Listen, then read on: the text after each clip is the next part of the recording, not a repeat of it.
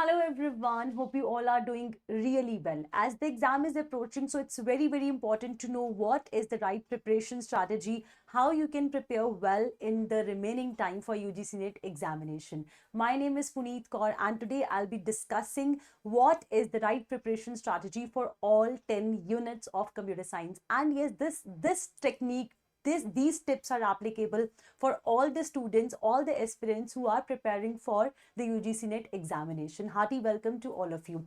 So सबसे important prime चीज जो सभी बच्चे सफर कर रहे हैं आज की डेट में वो ये है कि कैसे पढ़ें, कितना पढ़ें, कितने घंटे पढ़ें. तो पहली चीज जो हम यहाँ पे बात करने वाले हैं is the right study plan. So what study plan you have to create, that is the first important thing. Now many questions are coming on this that कि student हैं, हम लोग वर्किंग हैं, हमारे पास टाइम नहीं होता, साथ में हमारी पढ़ाई चल रही है या फिर हम साथ में जॉब कर रहे हैं. सो बच्चे इन सभी का सल्यूशन मेरे पास है, वो ये कि अगर आप स्टूडेंट हैं सो एटलीस्ट आप 2 से 3 घंटे अपनी स्टडीज को डिवोट कीजिएगा to prepare well for UGC NET examination. At least 2 to 3 hours of study must be given. And if you're working people, definitely you should invest more time because students जो होते हैं वो उनके पास ऑलरेडी वो touch में होते हैं स्टडीज के, है ना. सो वो बहुत सारी चीजों को, बेसिक पॉइंट्स को ऑलरेडी रिकॉल रखते हैं अपने माइंड्स के अंदर. बट जो लोग वर्किंग है they definitely should devote at least 3 to 4 hours of duration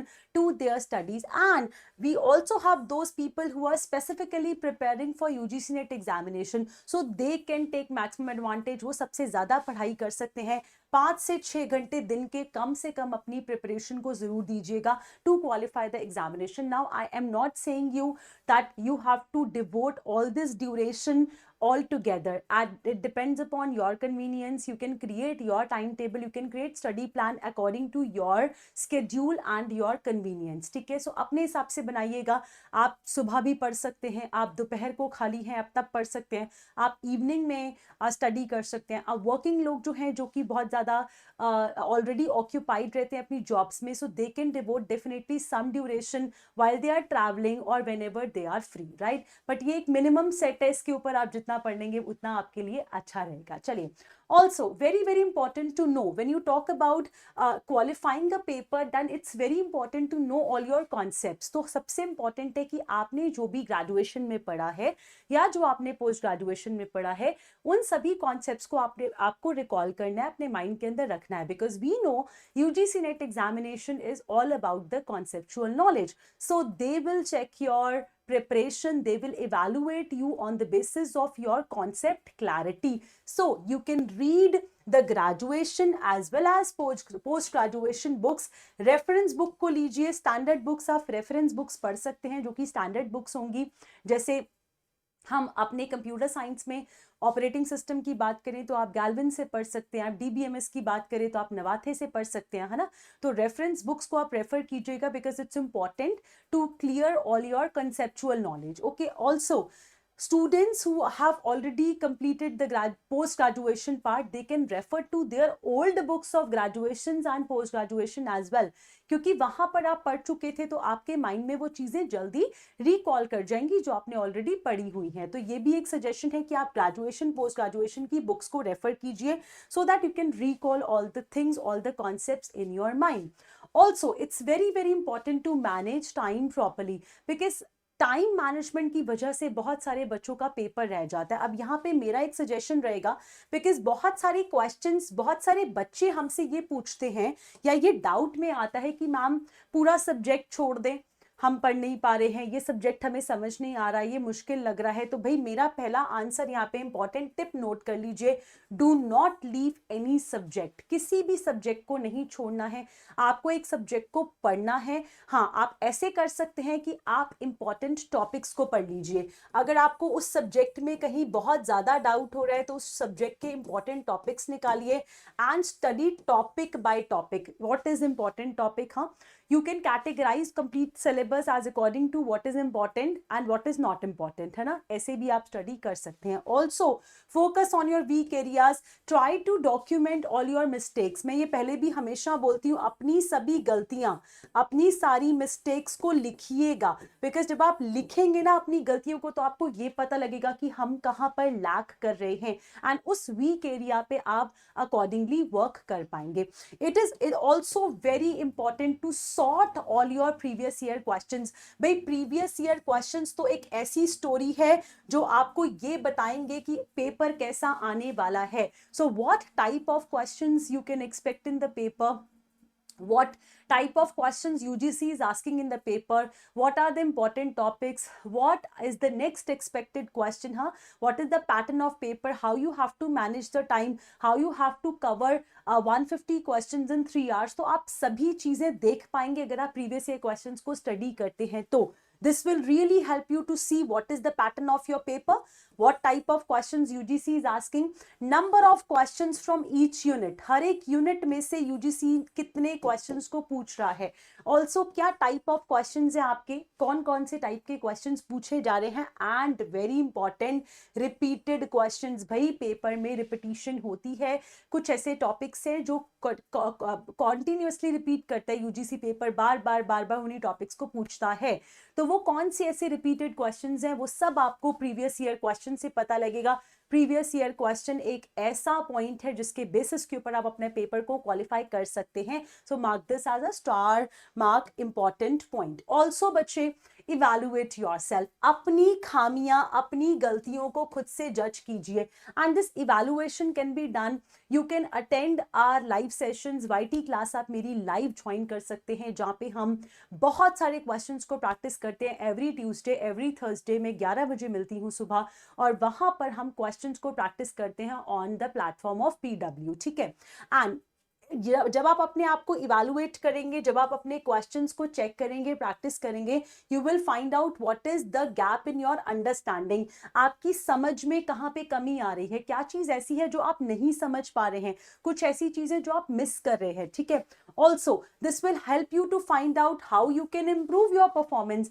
आप अगर ये चीज गलत है तो इसको सुधारना कैसे है, आप उसके ऊपर वर्क करेंगे, अपने वीक एरियाज के ऊपर वर्क करेंगे. Also you can assess your knowledge through testing and multiple choice questions.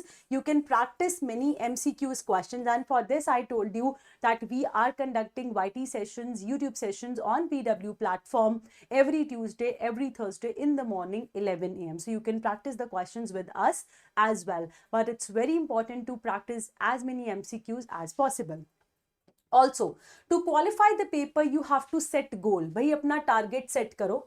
वो टारगेट आपका वीकली टारगेट हो सकता है, वो टारगेट आपका मंथली गोल भी हो सकता है. अपने गोल को सेट करो, वहां तक पहुंचो. And it is very important when you are setting a goal, consistency is very important. See, paper के लिए तैयारी करना एक रात का काम नहीं है ना. तो आपको कंसिस्टेंट स्टडी चाहिए है, कॉन्टिन्यूअस स्टडी चाहिए है, जहाँ पे आप डिवोटेडली अपने ऊपर वर्क कर रहे हैं, अपने सब्जेक्ट के ऊपर वर्क कर रहे हैं टू क्वालिफाई द एग्जामिनेशन. सो आप अपना गोल सेट करें. लाइक मंथ में आपने लेट्स से आपने एक वीक के अंदर एक पूरे चैप्टर को खत्म करना है, एक पूरे सब्जेक्ट को खत्म करना है ना.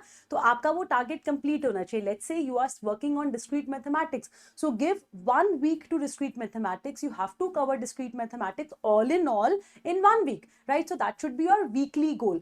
Similarly, you can set your monthly goal that let's say in a month you have to cover 5 units or you have to cover 7 units, right? So you can set your monthly goals as well. So this will help you to stay well organized.